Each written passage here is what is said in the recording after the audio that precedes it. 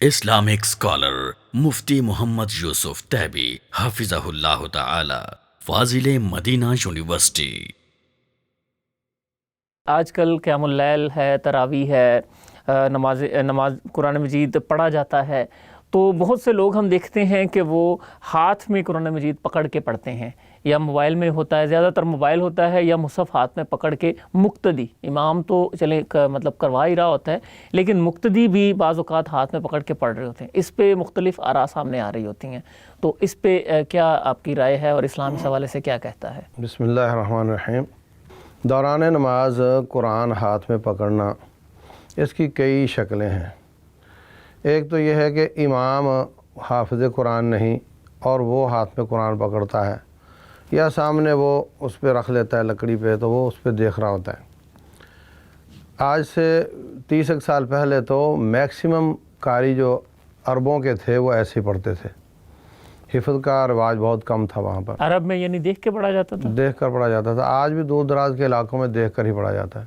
اچھا، تو ایک ہے امام کا دیکھ کر پڑھنا، تو اس میں تو دلیل ہے، حضرت عائشہ رضی اللہ عنہ کا غلام تھا ذکوان، وہ ان کو نماز پڑھاتا تھا اور وہ دیکھ کر قرآن پڑھتا تھا۔ جی، تو یہ تو جو قاری ہے اس کے لیے تو ایک عذر نظر آ جاتا ہے۔ اسی طریقے سے امام حافظ ہے مگر اس کے پیچھے سننے والے جو ہیں وہ حافظ نہیں ہیں، تو ان میں سے کوئی ایک قرآن ہاتھ میں پکڑ لے تاکہ جب بھولے تو اس کو بتا دیا جائے، وہ جو سامنے ہو جاتا ہے، سامنے ہو گیا، تو اس کا بھی عذر سمجھ میں آتا ہے، یا اس کا بھی کوئی جسٹیفیکیشن ہے۔ ٹھیک ہے۔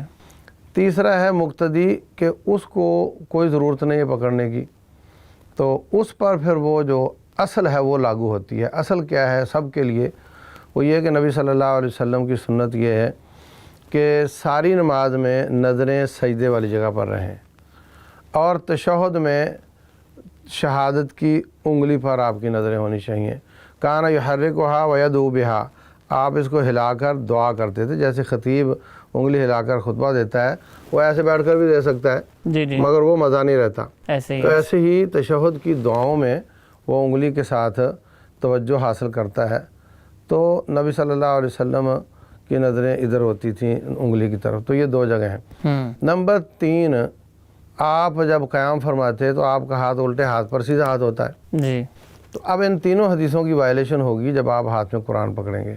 ٹھیک ہے، ایک تو آپ کا ہاتھ پر نہیں رہا، صحیح ہے، دوسرا نظر آپ کی وہاں نہیں رہی، اور تشہد والی حالت میں بھی، چلو تشہد والی حالت میں تو قرآن بند ہو گیا تو ہو سکتا ہے دیکھ لیں، تو دو حدیثوں کی مخالفت ہوگی۔ ٹھیک ہے، اس لیے ہم یہ عرض کرتے ہیں کہ جس کو تو ضرورت ہے، جیسے قاری اور سامع ہے، وہ تو پکڑ لے، اور جس کو ضرورت نہیں وہ ان احادیث پر عمل کرے کہ نظر سجدے والی جگہ پر ہو اور نظر اس کی انگلی کی طرف ہو۔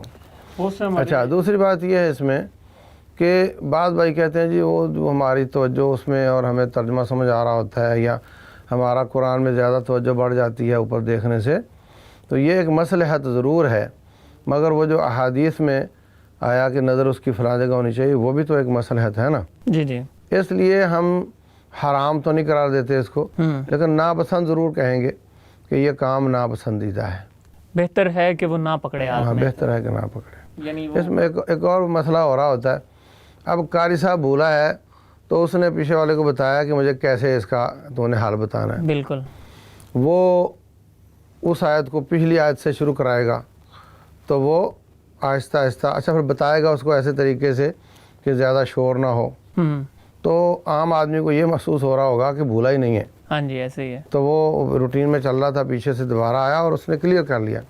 اب یہ جو زیادہ لوگ دیکھ کر پڑھ رہے ہوتے ہیں وہ بولنا شروع کر دیتے ہیں، لک میں زیادہ آ جاتے ہیں، ہاں، تو وہ بیچارہ پزل ہو جاتا ہے، ایسے ہی یہ مسئلہ بھی ہے اس میں۔